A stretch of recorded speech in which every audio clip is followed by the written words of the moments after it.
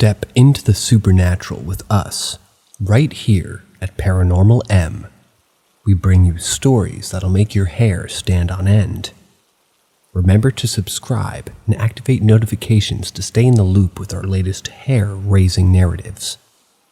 We hope you're in for a heart-pounding experience. And thanks for watching. The Devil in the Van. I was about 17 at the time, at my boyfriend's house, watching a movie. We both fell asleep. Not like today with the Netflix and chill, quote unquote. We actually fell dead asleep by the time that I woke up. It was almost 3 a.m.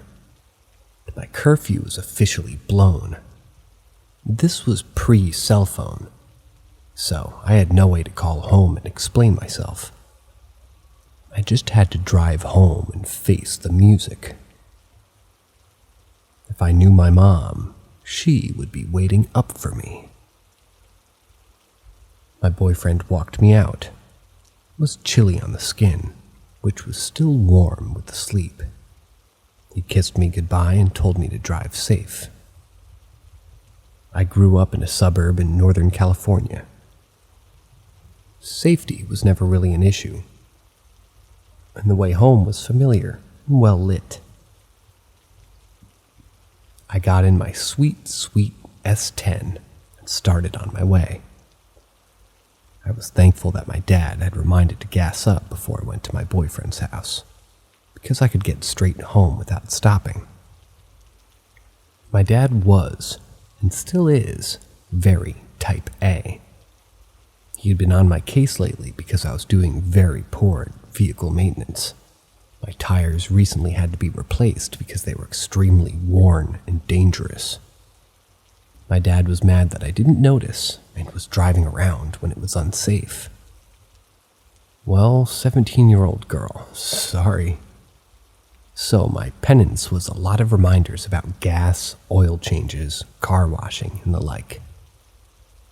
I was nervous and distracted because I knew I was in trouble. I just wanted to get home and get it over with.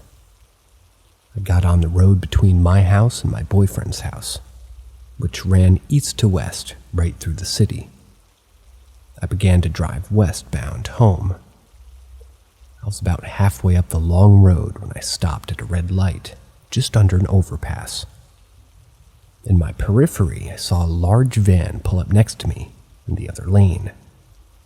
I wasn't really paying attention until I saw the driver gesticulating wildly to get my attention. I looked over at the man. I felt my stomach contract and go liquid all at once. His eyes predatory, but not in an earthly way, if that makes sense. He wasn't a bunt or a Kemper. He was more like one of those that whispered in those guys' ears and told them to do, what and how. His eyes were blue, but they made me feel black. He motioned for me to roll down my window. Everything told me no, don't do that. But a different part of my brain told me that it was very important that he realized that I know about him. So I saw, not felt, my hand reach for the window. I reached for the crank, saw the window go down. He smiled and it made me feel sick to my stomach. He said, "Glad I caught you. Your tire's flat. You should pull over and I can help you change it. Right up there, that gas station." Lost of light, so I can see what I'm doing. Lots of light. He offered a smile, but although it sounds trite, it didn't touch his eyes. It was like he was grinding his facial muscles into what he thought a smile should look like. No comfort there. Made my insides feel like cold jelly. I thought for a minute. Flat tire. I didn't even feel the car shimmy once. And then I remember that my tires are no more than 2 weeks old. He was trying to catch me all right, but not to help me with a tire. The gas station that he's pointed out was well lit, but it was also closed. There was no attendant standing guard, just an empty station underneath lights. Anything could happen, even under the lights, especially with this man thing. I quickly said, "No, that's fine. I don't live far." Rolled up my window. I looked away, but then I could see him waving his arm at me again, and I could hear muffled yelling. I glanced over outside in my eyes, and I could see that he was angry, beyond angry.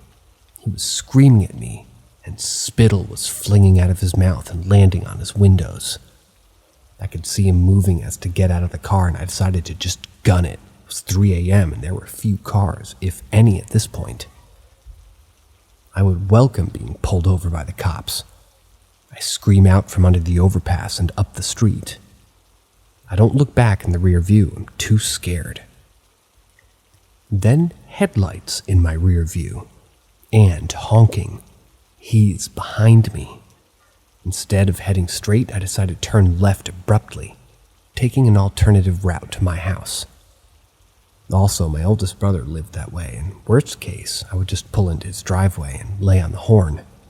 Plus, don't want that thing to know the way I usually take home.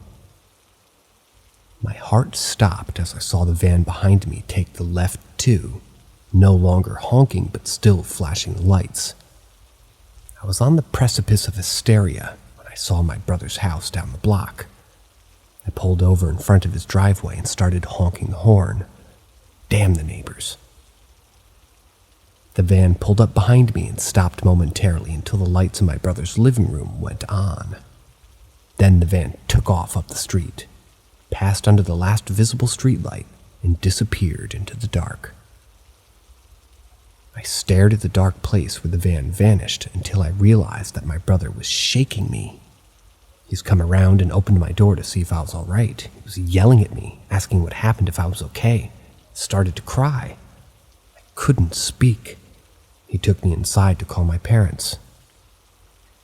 When my parents arrived, I told them about how I fell asleep, about how I was driving home and this man tried to make me pull over because he said I had a flat tire, how I got scared and took off up the street, and about how he chased me. I didn't tell them that I didn't think that he was a man at all, just something from a dark hole in reality somewhere pretending to be a man. And he knew I knew. He knew it as soon as I sped away against the red light. That's why he was so angry. I had their audacity to know. I've long since moved away from my hometown, but I still think about that night. I hope I never see another being like that again. Edit. Hey, some of you have some valid questions which I'll try to answer here. What did my parents say? Well, they were angry and scared. Mad I fell asleep and that I was on the road at 3, but relieved that I was okay. Even still, I got grounded. My mom never shied away from telling me all the ways in which the world is dangerous for women and girls. So all my life she's taught me to be smart and aware. I think she made me watch the Ted Bundy made-for-TV movie with Mark Harmon when I was like 10. She explained the whole way that even somebody who looks nice and normal, you still never trust them. Which kind of explains how I was able to think clearly enough to take the alternative route to my brother's. Honestly, he's my big brother. I just remember thinking if I got to his house, I would be safe. The not wanting the thing to follow me to my house was more like, separate to that, safety first. Sounds like fiction. Well, I'm comfortably into my 40s now. I guess maybe I've had a lot of time to put flowery words to my experience. Also, I'm a lawyer, so words are what I do. Believe it or don't, it happened. I know it. Some of you know it now, too. Although I do admit to being a big fan of Stephen King, and The Man in the Black Suit is one of my favorites. That story came out long after my experience, though. Also, the man thing in my story wasn't an overtly devilish-looking thing. Thank God I wasn't close enough to smell him, so I don't know about the sulfur.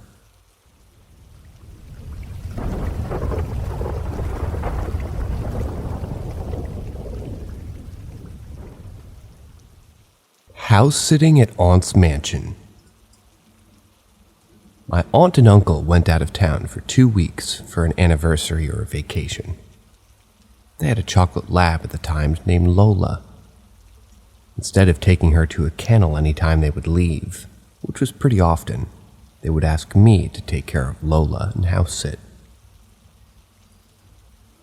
It's a huge house, nearly 20,000 square feet, and it's in a very rich area and neighborhood. The home was actually designed custom by my uncle about 15 years before my experience. Since their neighbor down the street was robbed when they were on vacation, they wanted me to make sure that no one would try breaking in. Every time I would house or dog sit, I would have weird feelings, but I chalked it up to being alone in a huge house, because I'm used to a very small house that you can almost see everywhere from the living room. However, nothing that noticeable would happen. I would hear noises like creaks and bumps, but I logically concluded that it was just the house making noises. Or maybe an HVAC system. Or the water heater. So I never paid too close attention to it, even though at the time it was startling. This was for about 1 week, and a few long weekends here and there over a 9-month period. However, right after the holidays, they went on their 2-week vacation when all this happened. I would always stay over, just so I can let Lola out late at night before bed. And right when I woke up, I also would deter any possible break-ins. I had a system that would make it look like I'm there, or more than one person was there at least. I would routinely switch lights on and off upstairs on the main floor, basement, different bedrooms, and hallway lights. I would always keep track of which ones I had on, since I would choose 2 different ones every time I left. I was in a community college at the time too, and I had a big social life, so I would be in and out most of the day into the evening. The first few days, the normal noises happened, but as they have in the past, put me on edge but didn't necessarily scare me. After the first few days, I started to notice some strange things. Certain lights I knew I left on were then turned off, and others on. To be honest, I thought I was just stressed out. It's a big house and it's not really a big deal, right? Until one night, I left almost every light on the main floor. Went out to pick some pizza up for dinner. When I came back to the house, every single light was then turned off. And since this was winter in northern Illinois, when I got back around 6, it had already been dark for over an hour. So no lights being on is very noticeable. This is when I started getting genuinely creeped out. I grabbed a baseball bat and searched everywhere in the house, down to even the safe rooms in the back of their closets to make sure that there was no intruder. Lola would follow me around the house, but I could tell by her body language and actions that she too was stressed. After searching the house and finding absolutely nothing, I watched TV, ate pizza, and then went to bed. I would always sleep in their sunroom on a lounge, because it was in a secluded corner of the house. I felt way too weird to sleep in any other of my cousins' beds, so I would always sleep in that sunroom. That night is when Lola started growling. She would look through the doorway. It was a glass door and a growl. I would try to get her to stop and see if she needed anything, but she never did. The preceding few nights, Lola's behavior changed. She was very anxious, and at about night 5 in a 2-week stay, I started hearing footsteps. Lola would of course growl or bark when she heard this. I went straight to thinking that it was an intruder and searched the whole house again. Nothing. Wanted to call the cops, but I didn't want any word to come back to my aunt, my uncle, because they would have to pay a ton of money to do this for them while they were away. And, as a broke college student, I would do just about anything. This continued to the next few nights, and the footsteps went from one footstep, second, 5 seconds worth. With a couple nights remaining, activity started to escalate. More noises than usual, including footsteps. They all culminated on the very last night. I came back from classes around 7 p.m. and it was pitch black outside. I walked in from the side door over pristine white tile, and weirdly, Lola did not greet me at the door like she always does. I went to look for her. She was shaking in her dog bed. I had a super eerie feeling and I just wanted to leave. I was just going to take Lola back home with me and drop her off the next morning before my aunt and uncle returned.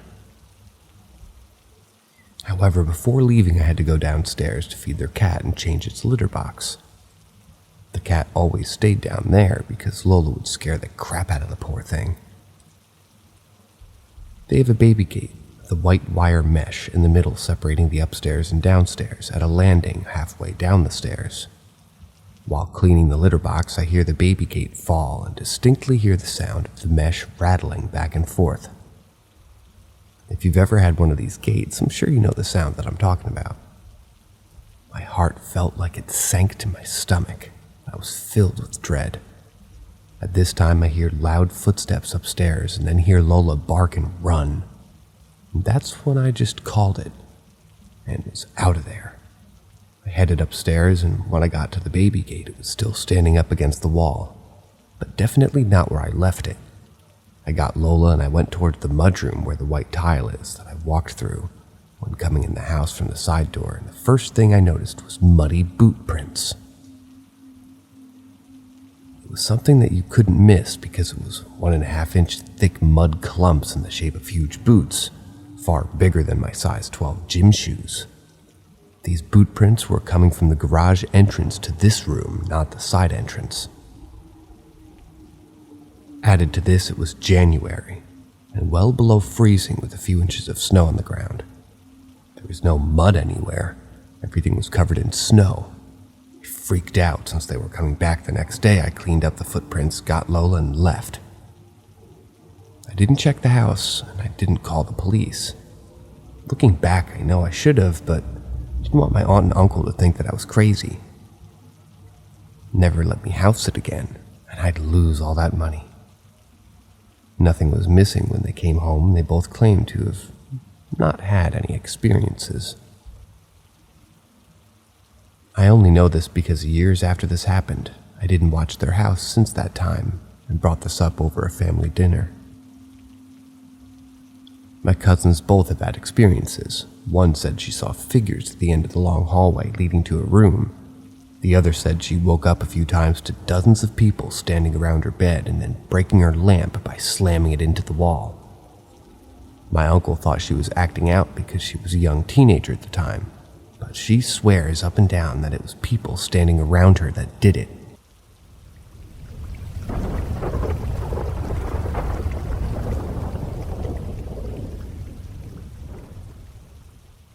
Meditation and the paranormal. A couple of years ago, I met this guy in one of my college courses who said he could quote-unquote read people and see quote-unquote auras. He was a friendly guy and I'm generally curious, so I would hang out and talk with him between our classes. I started doing some meditation sessions led by him. Nothing intense, just very basic meditation techniques. However, I seemed to be unnatural, as he said. Things like focusing on my third eye instinctually, meditation sessions lasting near to an hour, but only felt like 10-minute tops. He started saying that you can do a lot more while meditating. Naturally, I was curious. So one night after a long meditation session, I was beginning to ground myself. Before coming back, I just thought to myself, this stuff actually works. send him some kind of message. Fast forward to the next day. I meet him between classes as normal. Totally forgot what I did the night before, because I thought really nothing would happen anyway. But first thing he said to me was, I had some really weird dreams last night. I was in the middle of a dream and all I heard was your voice calling to me, and all I said was hello. I was stunned and I didn't really know what to say, because the time he woke from his dream was the same time I finished my meditation session at 1 a.m. This didn't really creep me out, I just really thought it was a coincidence, because I was and still am skeptical about the paranormal. However, what did creep me out is what began happening after this. I started hearing voices while meditating. Weird feelings of being drawn towards these noises and voices. Then things began to escalate. I began experiencing paranormal activity. This would be a whole other huge story. This did really creep me out and I decided to stop meditating altogether. Then a couple of weeks after ending my meditation sessions, all paranormal activity stopped.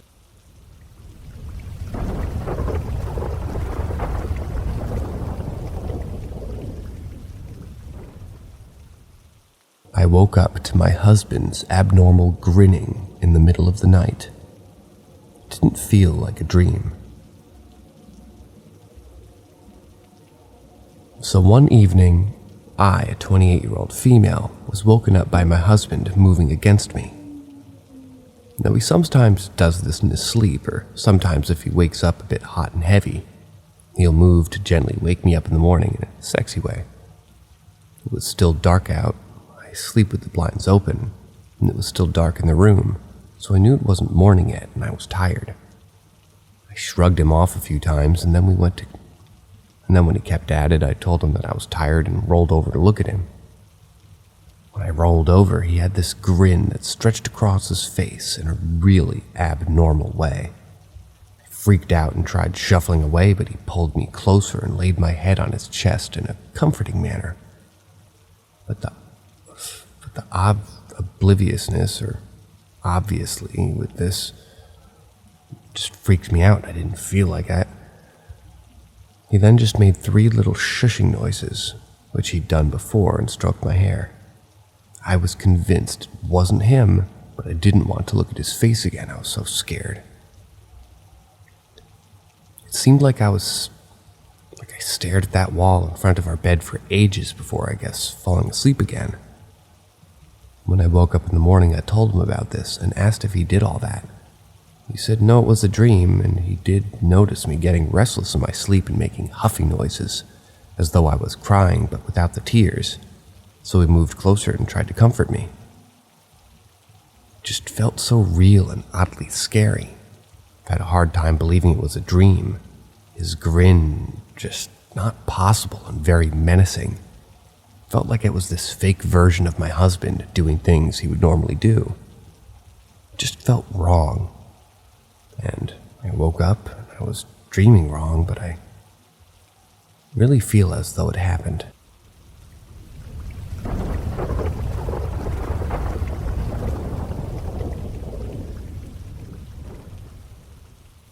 The third tunnel at the DMZ is haunted. In 2018, I went on a semester abroad in Korea, and one of our weekend trips was to visit the demilitarized zone, the DMZ, between North and South Korea. I wanted to go because I thought it was important for me to understand the place. I was in better than just a short academic visitation, too. We drove up in a tour bus and spent almost the whole day going there, being there and coming back. Visiting the actual border of the DMZ wasn't that unnerving. The folks stationed there were very nice, and even though they warned us to mind our P's and Q's, I was still at a relative ease. I knew I had to be very respectful of this space, and tried not to goof off around or take pictures of too many things. It was really educational and enlightening. Here's where the weird stuff begins. We got back on the bus, drove up the road, and we were invited to walk down the actual excavated third tunnel under the DMZ. There were virtually no animals anywhere around, no birds, no bugs, no wildlife at all. The area is like a grassland with some trees, so I expected there to be some birds or squirrels or even mosquitoes since it was going into spring. But there was literally nothing except the people who worked there and our tour group. They started to make me uncomfortable because even at the actual border there were some pigeons and crows. It immediately had my hackles up. There was supposed to be a shuttle that goes all the way down to the armistice clock, but it was being repaired, so we had to walk. The further we walked down the tunnel, I felt like I was walking through rising water. It started at my ankles, then up to my knees, my waist, and by the time we got close to the armistice clock, I felt like it was all the way up to my neck. I started walking on the balls of my feet with my chin up on reflex because I had the physical sensation that I was trying to wade through neck-deep water. I didn't notice until my friend asked me why I was walking funny. When I walked normal, I felt the water was over my head and I couldn't breathe. When I got to the armistice clock, I felt dizzy. My vision was getting spotty and I wanted to turn back. I couldn't move my feet from where I was standing. It felt like something was pushing at my chest, and all of a sudden it felt like I wasn't myself. It felt like I was someone else. I looked down and felt like I was wearing the wrong clothes. I remember thinking, I'm out of my uniform. I kept trying to push the thoughts away and leave, but I couldn't move. I felt frozen. I was staring at the wall behind the clock, a wall that was supposed to be a barrier to keep people from using the tunnel to move between the north and the south. Even though I couldn't actually see anything but the wall, my brain felt like I was looking at a woman and her son. I don't know how to describe it. I guess it's like you're not looking at something, but your brain is receiving some information, telling you that you are. I felt like I knew them, and the longer I stood there, the more people I thought were there. I remember thinking, there's 12 of them.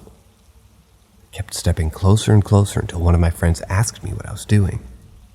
I didn't even realize I was moving from where I was originally standing, which was about 3 or 4 feet back from the clock. I couldn't snap out of it until my other friend tapped my shoulder and said that we have to go back up and get to the bus. Then I turned around, looked at my friend, and I didn't recognize her. When I turned around to leave, I remember hearing the woman say, "Wait, where are you going?" When I kept walking, I heard her say, "Please don't leave us down here." I wanted to cry. I didn't start feeling like myself until I got back on the bus and dropped off my backpack and stopped at the gift shop before we went back to campus. Apparently, I looked terrified. The cashier asked me if I was okay, and when I said I was, she kind of gave me a funny look. I eventually got over it until my friend went to Korea on a semester abroad last fall. They went to the DMZ again, and I asked him if anything weird happened. He told me that he felt the feeling of rising water, and even the weirdest out-of-body feeling at the end of the tunnel. The tunnel doesn't end, you're just past the border, but the end that we stopped at was the clock in the wall. If you go further, like right to the wall, you get in huge trouble, and I wasn't going to risk that after already feeling strange. He told me that there was this film that they watched after the tunnel that documented its history, like when the tunnel was completely flooded to keep people from using it to move between countries. I missed the film because it took me forever to get up the ramp for some reason. I mean, I knew I was out of shape, but I felt like I got hit by a freight train for some reason. So I walked around the museum looking at some photos of the Peace Talk complex construction and the different complexes that are around the DMZ, like the housing for people stationed there, and for workers at the Kaesong Industrial Complex, which has been decommissioned for a long time now.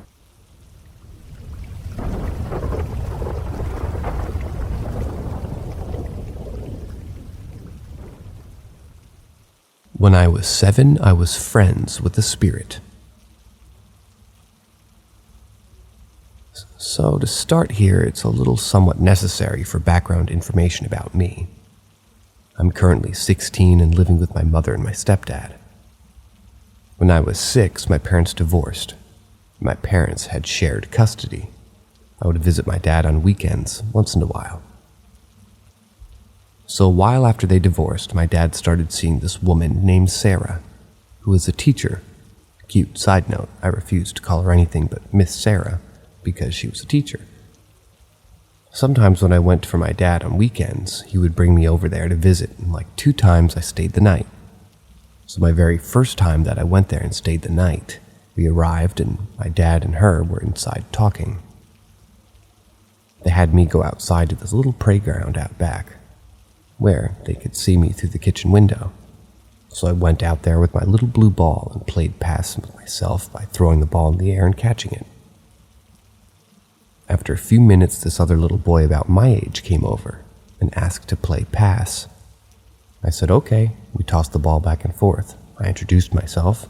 Hi, I'm Marshall. When I asked his name, he said, and I quote, "Hi, Marshall, I drowned." Now, me being my 7-year-old self didn't understand exactly what that meant, and I said, cool, and we continued to play pass. After a few, I was called back in for dinner, so I said bye and ran in. Fast forward to the next day. I ended up being sent back outside where I met my friend again. I asked if he wanted to play pass some more, but instead he wanted to show me something cool. So my dumb younger self followed him away from the playground into the woods nearby and to this little body of water. I asked why he was showing me this, but he just giggled, and before I could do anything, my dad started yelling for me. So I ran back, and it was time to leave. Now, after I got home and everything, my mom asked how the weekend was. I said everything was fun, and I met a new friend. She was psyched that I made friends there already and asked him his name, which I told her the obvious. I don't know. He didn't tell me. But Mommy, what does drowned mean? Obviously, I was 7, so she didn't explain it and told me never mind or something, but years later when I was 11 or 12, I remembered the weekend and asked her if she remembered it too. She told me that after I told her what I did, she called Miss Sarah and asked her about it. Miss Sarah told her that there weren't any kids allowed to be living there because of some freak accident. My mom researched it and found out that little boy drowned himself. So, I was friends with a dead boy.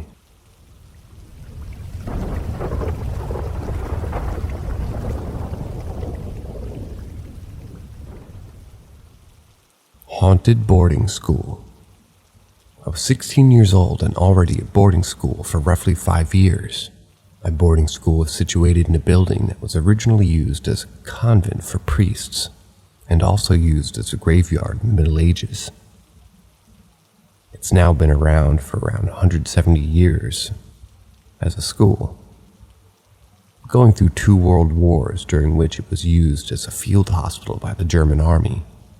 Now, the thing you should know about the boarding school is that it was located in 2 large buildings separated by a large playground. The boarding school itself was located on the top floor of each building, separated by 3 floors to reach the ground floor.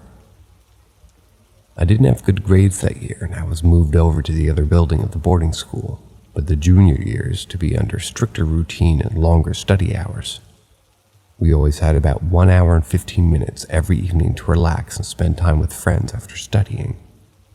For that, there is a large basement with a small TV and a bar and a gigantic room with pool tables and kicker tables. The thing about this gigantic room was that it only had a single light switch, and it was connected to the school's theater and dancing room, of which the doors are always locked. Its lights always closed. Besides that, there was also a door that was always locked and supposedly connected the 2 buildings on the school's premises with a tunnel. Now, that evening I went down to the basement directly after studying, taking along my phone charger. It was a pretty uneventful night, and at the end of it, I went up the stairs going 3 floors, finally reaching my room. All of a sudden, I realized that I forgot my charger in the basement, ran up to the supervisor who gave me the keys so I could go down to the basement. Once I was descending this 3 floors, reaching the basement, I started to get this eerie feeling of being watched. The feeling got even worse once I realized that if I would scream, nobody would hear me, as there were 3 empty floors between myself and the boarding school. Once I reached the basement level, I was calm again, unlocking the first door and opening the second one. As I slowly opened the second door, it felt as if the darkness of the gigantic room was extremely thick, as if it would swallow me. I know it sounds weird, but that's how it felt. Switched on the lights and started making my way past the ping pong tables toward the back of the gigantic room, roughly 30 meters away from the door and the only light switch. As I made my way to the back, I was suddenly taken back by the massive sense of danger and terror. I felt as if I was being ambushed or led into a trap. My heart rate skyrocketed. I quickly turned around and sped walked back up the door when suddenly all the ping pong tables were making extremely loud noises, as if the people were slamming on them with their fists to stir up a fight. I started sprinting to the door and feared that someone might switch off the lights or close the door on me. While I was getting closer to the door, the noise got louder and louder. Once I finally reached it, I switched off the light and slammed the door shut, and as quickly as the door shut, the noise stopped. I quickly locked the door and ran up as fast as I could, as if the light was dependent on it, no pun intended, crashing into one of the supervisors making his way home at the end of the night. He asked me what was going on, as I was pale, sweaty, and shaking, when I told him what I experienced. Instead of trying to rationalize what happened, the first thing he said is that he experienced some scary things as well when he had to lock up the basement alone. He also told me to check with another supervisor to make sure nobody was down there. The other supervisor and I went down to the basement again and stopped at the locked door, trying to hear if someone was down there or if any student was messing around. We listened quietly and heard someone walking around. As soon as we opened the door, the noise stopped and we opened the lights, but nobody was there. Nevertheless, the back doors of the dancing room theater were wide open. To this day, I get chills thinking about this experience. Nobody could have been down there with me without me noticing it, nor can I explain away the slamming noises coming from the pool tables. It's an experience that never left me, and although I try to rationalize it, it's haunting me in a way. What could it have been? What am I wondering now?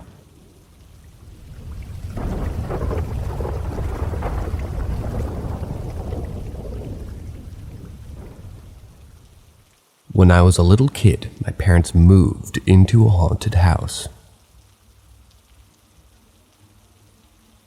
When I was just a kid, my parents moved into a larger house to start a family. I had an older sister who was around 17 at the time, along with my mom and dad. There were 4 of us total. My parents decided on a white farmhouse out in the country with an old decrepit barn and a few outbuildings on a large plot of land that we now owned. I remember having really bad night terrors about a tall man made of shadows. One nightmare I still remember vividly, after 12 years, was that my room was on fire, and I was sat in the corner of my bedroom crying as the tall shadow man stood over me and watched me. Spooky, right? Well, my father used to work the midnight shift for a prison about 20 minutes away from our house. And one night my mother woke up because she heard my dad come back home right after he left for work. So probably sometime after midnight. He walked down the hallway towards me and my mom's room. My rooms were right across from each other at the other end of the long hallway. And then stop outside her open door. She claims that she called out to him, but he didn't respond, and that she couldn't see him despite having the door open and my night lights shining out from my room towards the hallway. When my mom asked my dad about it the next day, he said that he never came back home. My mother also claims that she's heard footsteps when no one else is home. She was a stay-at-home mother. My sister and I went to school. That she has felt the bad move after Dad left for work. I've had a lot of vivid nightmares at that house, but I don't remember a lot of them, and they stopped happening as I got older. My dad still feels bad about not being able to protect us from the evil ghost, and tells me that he used to walk into my room and start pleading with an unseen force to leave his family alone. I loved living in that house, though, and I was sad when we moved away. Looking back, a lot of weird things happened at that house, but I never really cared. I was more interested in playing with my little sister. Had a lot of nightmares and deja vu along with both of my parents. I've never asked my older sister about it, but maybe I should. I don't know.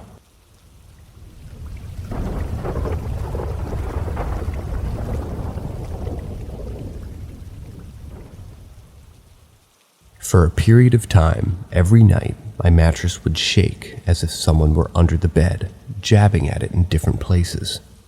I could hear the sound of the mattress being tapped, and I could feel the bed shake slightly. I was wide awake when it happened. I used to sleep in a room that my grandfather used before he passed away. He moved into my house the last 2 years of his life because he was left alone after my grandmother passed away and needed help being taken care of. Before that, I slept in a garage converted to a room, but we ended up needing the place for storage. After my grandfather passed and his room was available, I moved into his room. When the bed shaking first started happening, I took my mattress off and flipped the bed over, thinking that rodents had somehow got inside the mattress and I was feeling them run around inside of it. That's somewhat what it sounded like, but light but rapid tapping of the mattress at many different spots underneath me. I inspected every inch of the bed and mattress but found nothing on the floor either, no trace of any animal. It would always start happening when I had shut off the lights, and as soon as I sat up in bed it would stop. When I'd lay back down, it would start up again after a minute or two. It got to the point where it would wake me up after falling asleep. I ended up being very sleep deprived for as long as it lasted. This went on for about 3 months. After the first month, I got rid of my mattress and bought a new one, but the problem persisted. Sometimes out of frustration, I would slam my fist into the mattress in hopes that if there were mice or some type of living creature that somehow had gotten into my mattress, that hitting the bed very hard a few times would maybe make it stop, but it wouldn't stop. I would also place my hand between my body and the mattress to check to see if I was having some type of muscle spasm at different parts of my body. No spasms. I spent a lot of time trying to figure out what was causing it. When I would sleep on the sofa in the living room, I didn't experience the issue, but the sofa just wasn't comfortable to sleep on, and I would only sleep in there on occasion where I was so exhausted from sleep deprivation that I was able to fall asleep while being uncomfortable. It got to the point where I was afraid to go to sleep. I was a grown man who doesn't believe in the paranormal, but I was afraid for whatever reason. I guess it's because it's so bizarre and I couldn't find an explanation after all this time spent trying to figure it out.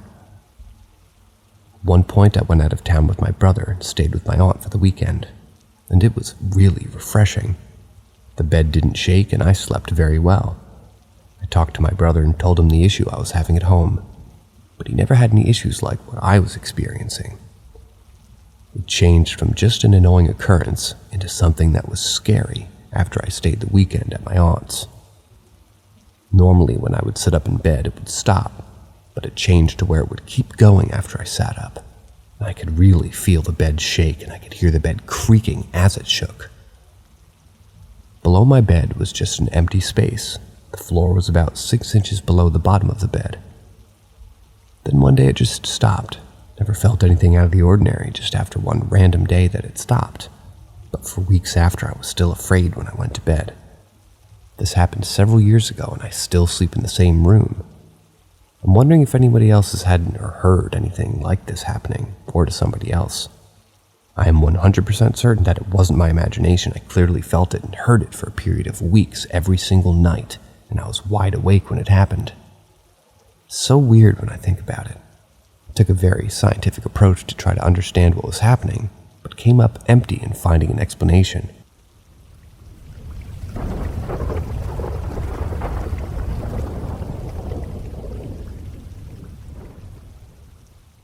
Zach Bagans' Haunted Museum, Las Vegas. I went to the Haunted Museum with my girlfriend on December 6th of 2020. I want to start off by saying I have a very strong intuition with energy. I experienced many things at the tour. I saw a shadow figure when I thought it was a worker.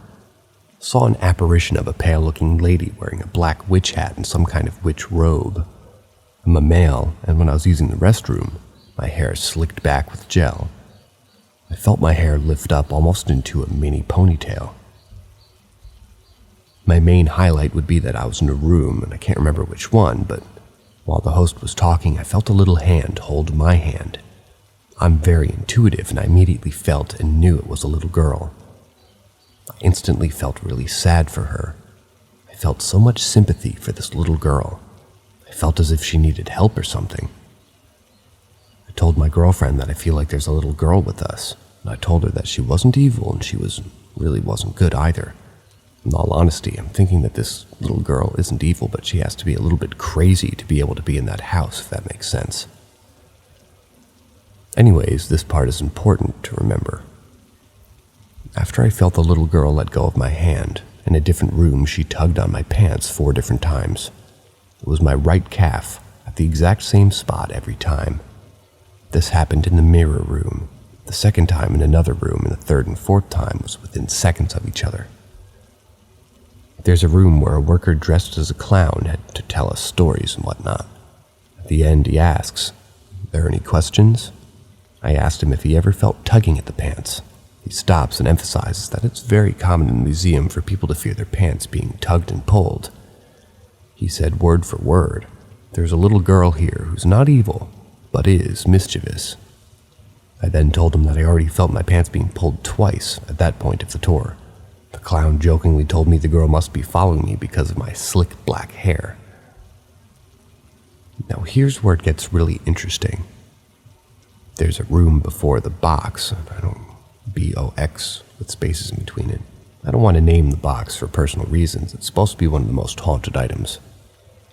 In the room before the box, there's a video explaining how haunted this box is, and that if you don't want to see the box, you can stay behind while others go inside and check it out. While the video was playing, I felt a soft tug on the exact spot of my right calf. I want to say 3 to 5 seconds later, my pants got tugged again, and this time it was with such force that it made me jump in front of everybody watching the video. Everybody saw me jump. I had the strongest feeling that that little girl pulled my pants so hard as a warning to not step inside that next room. The next couple of days, I couldn't stop feeling sympathy for this little girl.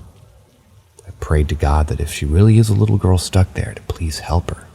But if it was something else, I just want to leave that up to God.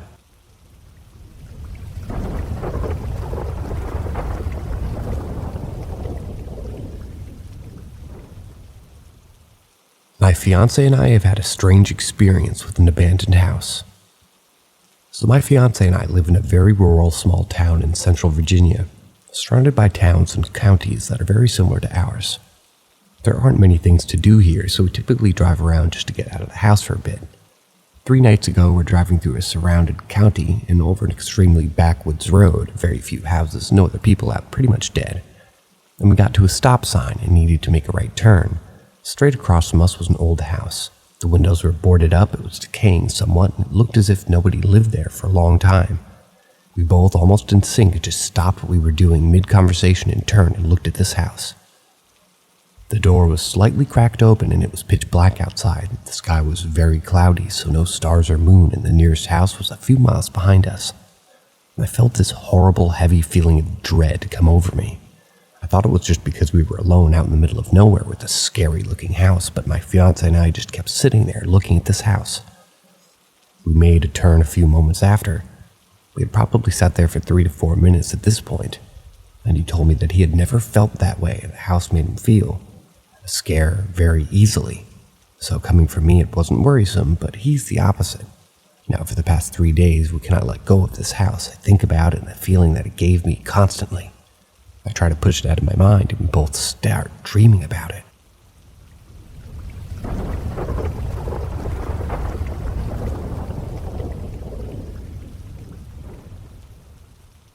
I need help figuring out what happened. If you live in the northeastern part of the United States, then you know that a huge snowstorm came in this week. Well, I was at my boyfriend's house, and we couldn't find his puppy in the backyard. We kept calling its name, but he wouldn't come to us, like he always does. In fear that he somehow got out of the gated backyard, I grabbed my snow boots, ran to the back door that's in the kitchen. To note, my boyfriend was standing by the back door looking for the dog, and his dad was at the front door, talking to a postal delivery driver. We were the only three inside the house. I put on one snow boot and then hopped from one side of the kitchen while putting on the other boot. As I slipped on the second boot, my foot slipped from underneath me because my boots were still wet. I landed hard on one knee. My other leg flew out in front of me. I then landed on my butt, and I knew I was going to then fall backwards and land on my head. In that moment, I felt someone catch my upper back and shoulders with their hands, and then squeeze my shoulders. It kept me from falling backwards and slamming my head against the tile floor. My boyfriend was standing in front of me, and has a broken foot, so he would never have made it in time to catch me, so I assumed it was my boyfriend's dad. His dad asked if I was okay and what had happened. I didn't think anything of it and laughed off my bruised knee. Later that night, my boyfriend's mom came home from work, and I was telling her how her husband saved me from a bad fall. My boyfriend then cut me off and said that his dad didn't come into the kitchen until after I fell, and that he didn't know what I was talking about. We even confirmed this with his dad as well, and he stated that he saw me sitting on the floor and came to check on the dog. I have no idea what I experienced or what could explain what I experienced. All I know is that I fell hard, and that whatever happened to save me from possibly getting really hurt, I don't know. I can't explain why I felt someone catch me, or they squeezed my shoulders after they caught me. Can anyone explain the experience, or does anybody have a similar one?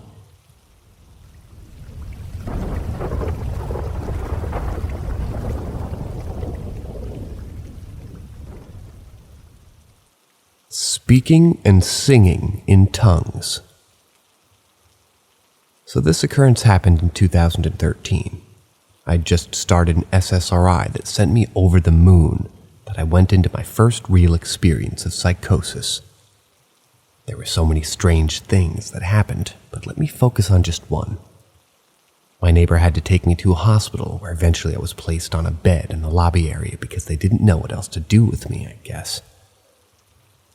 Someone, either a nurse or something in my head, can't remember, told me to start reading things around me. Maybe to calm me down, I don't know, but I did. Started looking around, and eventually all the texts I could see around me. Eventually I looked to my right and saw on the column 2 safety warnings, one in English and one in Spanish. I read the English one, mumbling, I think, and then I started reading the Spanish one. I don't speak Spanish and I've never learned it, so I was just guessing what the words sounded like as far as I could tell. All of a sudden, as I'm reading the Spanish, I lost control of my body, and an absolute flood of consonants and vowel sounds that I've never made in my life. Practically every sound a mouth can make came flooding very rapidly from me. It was one of the scariest moments of my life, because I literally thought, this is the end, because I couldn't breathe, but I wanted very badly to. I thought I was going to die of asphyxiation. Eventually, of course, it ended. That must have just been the warm-up, because something then even stranger happened. Somehow I managed to fall asleep. I remember the feeling of absolute emptiness like I'd never felt before. I woke up to the sound of singing, very pleasant singing, that I realized it was actually me. Now, I've never been able to sing in my life. I have a terrible voice, and even to this day I can't reproduce the quality of the sounds I was making at this time. Maybe my judgment was off and I interpreted my singing as beautiful. But later on a nurse told me that I had a beautiful voice. Maybe she was lying, I don't know, but anyway, here's more. It wasn't like I was meaning to sing. It was like my body, something else other than me, was showing me how to sing. It was like I was sitting in the driver's seat of a self-driving car. Hands are on the wheel, but I'm just watching and feeling the car make its own decisions. I was singing what sounded like words, but not in any language that I know. One thing that was amazing was the level of focus that my brain was able to do. It's like nothing else existed except for the next note that floated into my mind. And that level of focus made it possible for my body to easily reproduce the exact note in my head with perfection. It really did feel like some sort of perfection, perfect focus, perfect clarity, perfect fluid execution. I wasn't making any sort of decisions in this. I wasn't consciously doing anything. I felt more like I was watching my mind and my body do its own thing, able to see clearly how I was able to be manufacturing this song. I was half asleep, but still able to remember this. I don't remember how that ended, other than later on I fought with the nurse so extremely that they had to inject me with something that put me out instantly.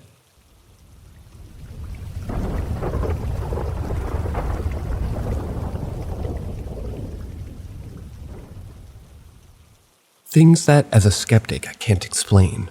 I'm a male living in the UK and I'm an atheist, and I feel that I apply as an appropriate level of skepticism about all things in life. I strongly believe that everything must meet its burden of proof before it's to be accepted. Based on how extraordinary something is and how well it fits into the real world, can observe and test it. That being said, there's a great many stories that if you were to ask if they saw a ghost or something paranormal, they would say no. But then after thinking on it for a while, would say actually there is something or things that I can't explain. Something that I wouldn't jump up to the conclusion about, but still nonetheless would be unable to explain. I have a few small things that fall into this category, that when put together might be worthwhile saying. Starting with my mom telling me this as a baby, I'd look over her shoulder behind and grin at something, which really gave her the creeps as this apparently coincided with some other weird things happening, like stuff being moved. As a young kid, maybe around 6, my mom, brother, and I traveled to stay with our grandmother who lived a few hours away. She was widowed in the 60s and never remarried. My brother would take a spare room and I'd sleep in my grand's bed. One morning I woke up to something digging into my sides, just like when something digs their 2 fingers on either side of your ribs to make you jump. I opened my eyes and nobody else was in the room. My grandmother was already up and downstairs. I didn't know what to make of it. I kind of brushed it off and closed my eyes again. But then as I did it, it happened again. This time I shot up and decided that whatever this was, it was trying to get up. Being so young, I didn't tell anyone. I just didn't know what to make of it. I'd never had this happen before and it's never happened since. When I was a few years older, I had a few experiences where my name would be shouted at me or slowly whispered as if dozing off, and I'd jump awake, freaked out, wondering who was responsible.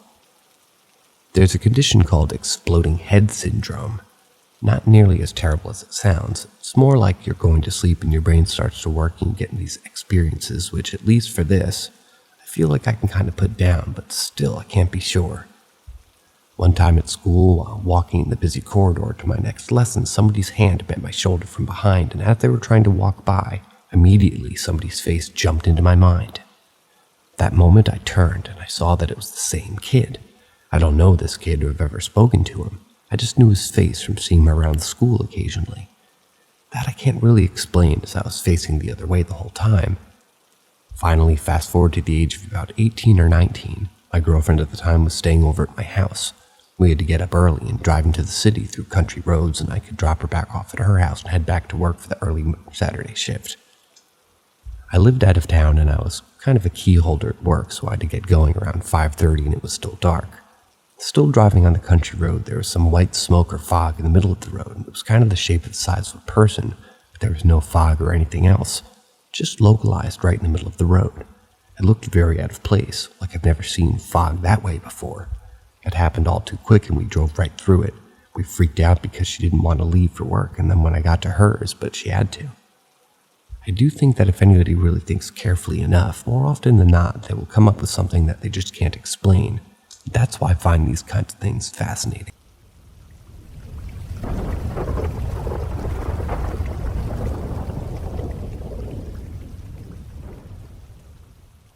Possible demonic experience, a retrospective. When I was approximately 14 to 15 years old, circa 1988-89, myself and my family had 2 summer holidays in the Algarve in Portugal. The first holiday included myself, my older sister, mom and dad, and an uncle and an aunt. The second holiday the following summer was the same people except my sister who stayed at home. Both holidays were in the same location, and both times we stayed in the same villa, which was owned by a business associate of my uncle. As such, I believe in the accommodation being free, and that's why it was a great holiday option for us all. The villa was situated about a 15-minute walk outside of a well-known Algarve town named Carvoeiro.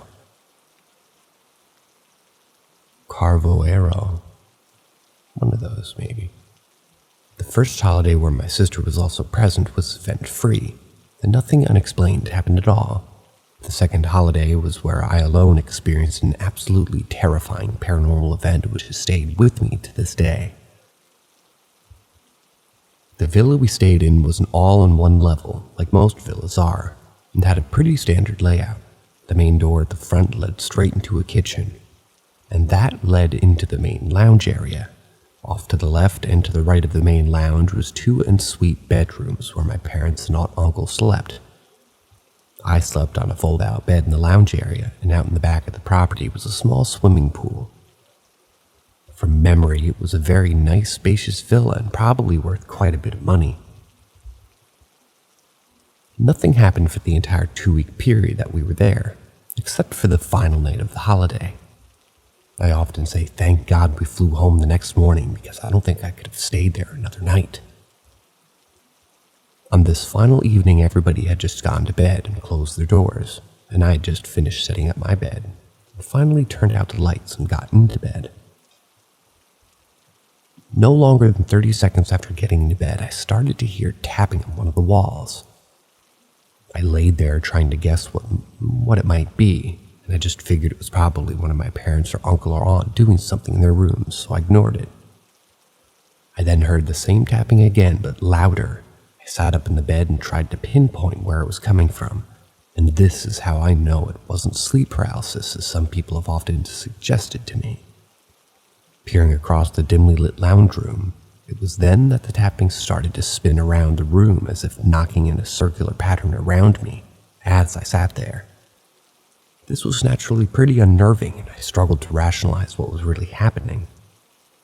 It was at this point that the tapping stopped, and immediately a wooden chair from the lounge room dining room table made a scraping sound against wood parquet floor that it was resting on. The sort of scraping noise a chair would make if you pulled it from underneath the table to sit on it. At this point, I didn't know what was really going on, and being as young as I was, I think the fear got the better of me, and I shot down into the bed, turned around and pulled the sheets up underneath my chin and closed my eyes. But unfortunately, it didn't end there. Next, I heard more scraping as dining room chairs were being moved, followed by a very quiet but distinct shuffling noise, which sounded like shuffling footsteps. These footsteps got louder as whatever it was started to approach me in the room. As it approached, I then heard this mumbling in what sounded like a guttural low key talking, but in a language I didn't understand. It certainly wasn't Portuguese. On top of this mumbling, I suddenly began to hear this terrifying rasping breathing in and out in a very rhythmic fashion. The sort of rasping that someone with severe breathing difficulty would make. This breathing got louder and louder until it was right behind me, right next to my head on the pillow, rasping loudly into my right ear. Petrified doesn't even cut it. It was simply frozen with fear. I don't think that I could have turned around even if I wanted to. This loud, heavy breathing continued for what seemed like a lifetime, but in reality was probably about 30 or 40 seconds. And then it slowly faded away, and into the next room, I was left in silence. I laid in the bed for about another hour, unable to sleep, and listening intently for anything else. But there was nothing. Eventually I fall asleep, though. Probably through nerves, exhaustion, and when I next woke up it was 6 a.m. and daylight filled the room, and I remember the sheer feeling of relief. The first thing I did was get up and look at the dining room table area, and sure enough, the 2 chairs had been moved away from their normal resting positions underneath the table. And not just by a small amount, but significantly so. I also checked the rest of the communal area in the villa to see if any doors or windows had been left open, but there was nothing. When my family got up, I told them all what happened, and ultimately I was met with mainly skepticism, which I found a little bit upsetting at the time. To be honest, I think the experience affected me to a degree where I probably needed a form of counseling to really process it and help get over it, but the whole thing was like nothing was available at the time, I've often tried to rationalize or debunk this. Did a wild animal get into the property and then prowl around doing these things? Possibly, but that wouldn't explain how it would have left again if the property was secure, or even more importantly, wouldn't explain the circle tapping and the mumbling dialect. Was it one of my family members sleepwalking? I thought about this a lot too and concluded that it wasn't possible, as I would have heard them opening their bedroom doors, which were heavy and wooden, very loud. Plus, there simply wouldn't have been enough time for them to fall asleep, as this happened very quickly after they all retired to their rooms. A few people I've shared this story with have suggested that it could have been something demonic in nature, but I'm not sure if that would be true or not. An interesting fact to end this, years later, fairly recently actually, I discussed this with my sister, who told me that when she was with us during the first holiday, she always felt extremely uneasy sleeping in the villa lounge, and often would get up and sleep with my parents in their room. She also told me that she was informed by my parents and uncle that the property, which was built on an old former wasteland, was actually on the grounds of a former mass grave and burial site. This was something they decided to keep from telling me, as I was the youngest at the time. I thought that was interesting, and depending on what your beliefs are, could maybe go on some way to explaining the strange events that took place. As a result of this experience, I've always been extremely open-minded about the paranormal, and if I'm honest, I've always had a very inquisitive interest in it. I think this is how it goes for most people who've experienced something. And I know they often say that everybody's a skeptic until you experience something yourself. When you do, it changes everything. It certainly did for me. I'm not expecting any "it was definitely this" type of response here, but I'd be very curious and interested to hear what other people think, and your input and insights would be very gratefully received.